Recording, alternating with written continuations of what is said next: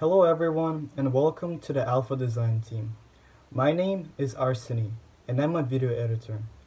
I was also responsible for buying all the necessary equipment for this project. Hi, I'm Brandon, and I coded the object detection and 3D printed our components. Hi, my name is Peter, and I mostly managed and oversaw the project, helping wherever I was needed. My notable contributions are the graphical user interface and my part in the hardware assembly by getting the Raspberry Pi set up and the necessary libraries downloaded. My name is Ryan, and I'm a part of the assembly team. I had the main role of designing 3D enclosures for the Raspberry Pi and the Kumon 7-inch touchscreen device. Hi, my name is Samin, and I was in the software team for this project. My role was to write the code for sending the email notification to the house owner. Hi, my name is Taiba and I was on the hardware team for this project. My main role was to work on the 3D model of the adjustable camera enclosure. Hi, I'm Utku, and I was in the software team for this project. I wrote the code for face detection, I combined everyone's code to make the system, I handled and debugged errors, and I also helped with the installation of the necessary libraries for the Raspberry Pi. Hi, this is Felix. I was doing part of the research and hardware job for our group project, and I was also participating in debugging and testing our whole system. The objective of our project is to tackle security issues that we face every day. Break-ins and thieves have been increasing in Vancouver, according to CBC News, and safety is a major concern that needs to be addressed. This is the face detection function I wrote for the project. The function uses the Python OpenCV library, and the library uses something called caskets to identify a human face. The parameters the function is looking for is given in the faceCasket.detect multiscale function. It also draws a rectangle around the face when it finds a human face. In the end, it returns a 1 if it detects a face, and it returns a 0 if it does not. This is really important in the later stage when we decide to send an email or not. This here is my object detection code. This is the names of the objects. This is the file for the object detection. This is the file detection settings. This here is while the loop is true, it will do the object detection. This is the boxes around the object. These are the settings for the boxes, and this is how it works.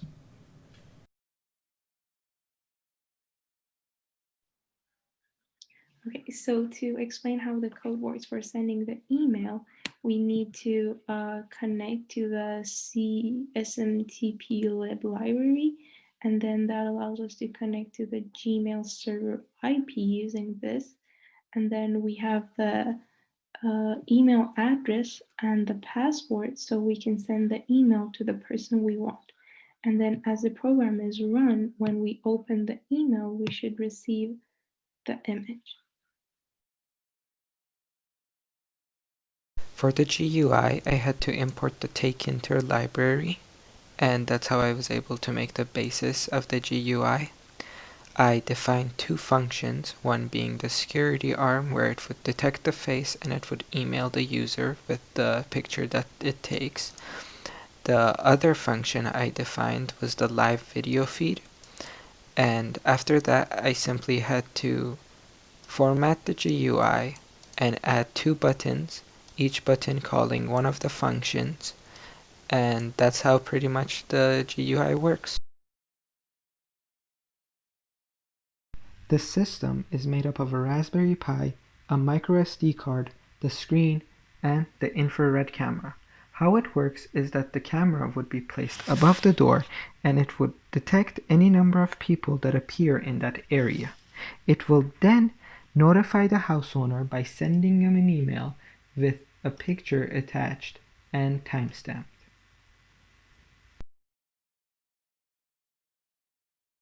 The enclosures made to fit the camera, Raspberry Pi, and screen were designed by Ryan and I. I worked on the enclosure for the camera on Tinkercad, as well as the adjustable case that it is attached to. Designing the back sections was difficult at first, but I figured out how to make it in a way such that the bolts and nuts can tighten and loosen to adjust the camera easily.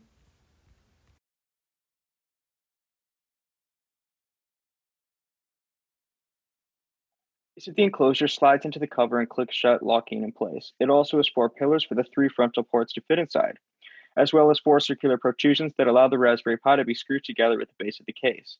The cover has holes for the base to slide into and clicks the system together. There are plenty of holes for the ports, micro SD cord, and that ribbon cable. I also designed the cage to feature our project's nickname, Serb.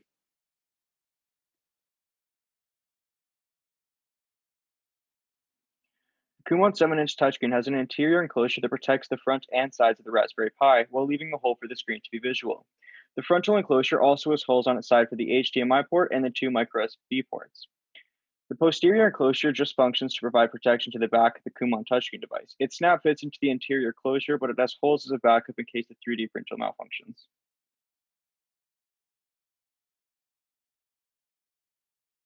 This is Cerberus. This is the screen, the graphical user interface, the Raspberry Pi, and finally, the camera. Now I will step to the side where I'm outside the angle of view of the camera, and I will arm security as you would in your own house. Now, once I step into the frame, the Cerberus will detect my face, take a picture, timestamp it, and send it to my email that's open to the side.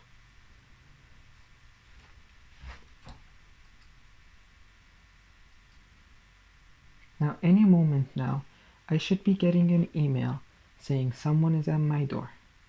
And voila! It says someone is at my door, and it has a timestamp. Now, our project also has one more feature. For example, when this is outside your house and the ribbon cable goes into your house where this is located, you can have the Cerberus show you a live video feed of what's happening outside. And this allows it to detect my face and show you exactly what Cerberus sees. It even works in the dark. If I turn off my lights, as you can see, it can still detect my face no matter where I go.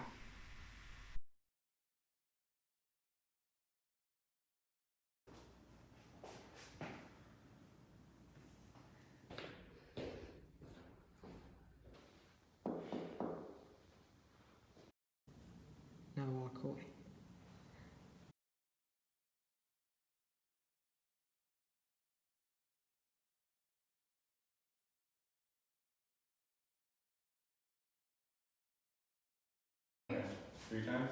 Okay guys, go ahead and walk.